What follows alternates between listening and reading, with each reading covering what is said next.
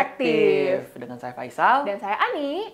Oke nih, jadi pada episode ini kita akan bahas apa nih? Nah, di episode kali ini kita akan membahas tentang perkembangan suku bunga global serta update dari sektor real. Oke deh, jadi saksikan terus episode kali ini ya. Dari dalam negeri, Bank Indonesia mempertahankan BI Rate pada level 5,75% dalam rapat Dewan Gubernur bulan Maret tahun ini. Keputusan ini didasarkan pada urgensi untuk menjaga stabilitas pasar keuangan, terutama nilai tukar rupiah, di tengah meningkatnya resiko eksternal, terutama kekhawatiran terkait perang dagang dan ketidakpastian terhadap arah kebijakan moneter The Fed. BI menilai terdapat beberapa faktor eksternal yang mempengaruhi dinamika pasar keuangan pada kuartal pertama tahun ini. Pertama, meningkatnya kebijakan proteksionisme khususnya tarif yang diperkirakan akan menekan pertumbuhan ekonomi global. Kedua, BI juga memperkirakan dampak negatif dari perang tarif yang berpotensi memicu resesi sekaligus meningkatkan inflasi di Amerika Serikat.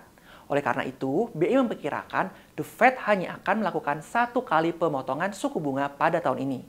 Terakhir, dengan proyeksi defisit anggaran Amerika Serikat yang lebih rendah dari perkiraan sebelumnya, yield US Treasury secara bertahap cenderung mengalami penurunan. Selanjutnya, dari sisi eksternal, The Fed mempertahankan suku bunga kebijakannya pada level 4,5% dalam pertemuan FOMC bulan Maret ini. Keputusan ini memperpanjang jeda dalam siklus pemangkasan suku bunga kebijakannya. The Fed mengakui meningkatnya ketidakpastian terkait prospek ekonomi, terutama perihal dampak dari perang dagang.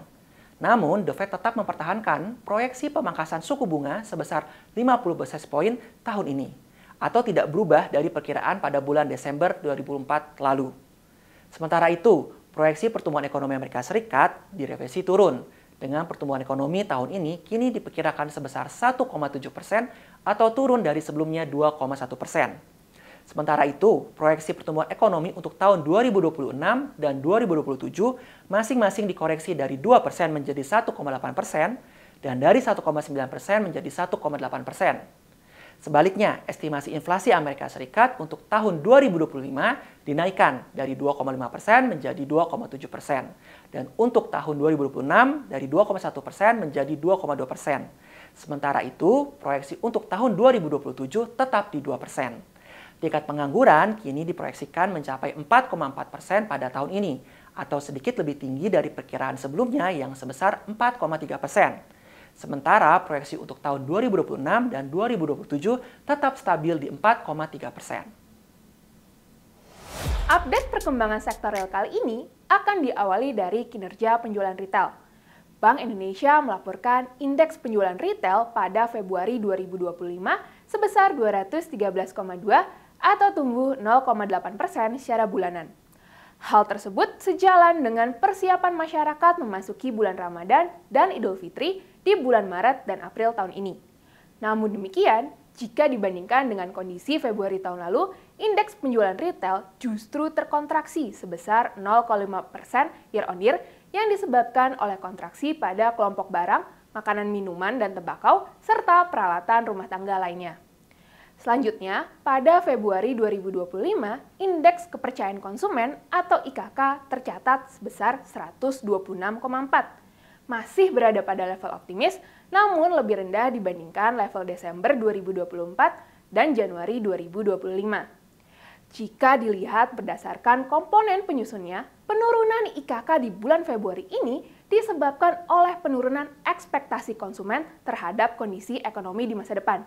Seperti yang terlihat dari indeks ekspektasi konsumen yang turun menjadi 138,7 dari sebelumnya 140,8. Sementara itu, ekspektasi konsumen terhadap kondisi ekonomi saat ini justru membaik. Dilihat dari kenaikan indeks kondisi ekonomi saat ini menjadi 114,2 dari sebelumnya 113,5 di bulan Januari. Peningkatan ini terutama didorong oleh kenaikan persepsi konsumen untuk pembelian barang tahan lama. Sejalan dengan persepsi konsumen terhadap pembelian barang tahan lama tersebut, data penjualan roda 4 dari Gaikindo mencatatkan pertumbuhan positif secara tahunan setelah kontraksi sejak pertengahan tahun 2023.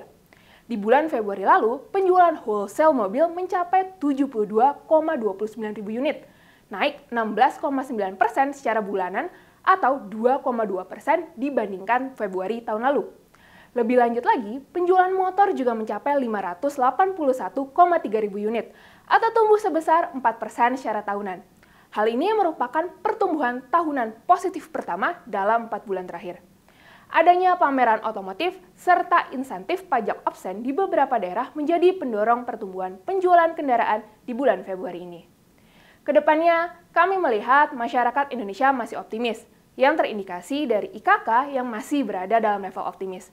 Namun demikian, beberapa tantangan seperti pajak absen serta peningkatan ketidakpastian yang terjadi masih dapat membuat masyarakat mempertahankan sikap konservatifnya.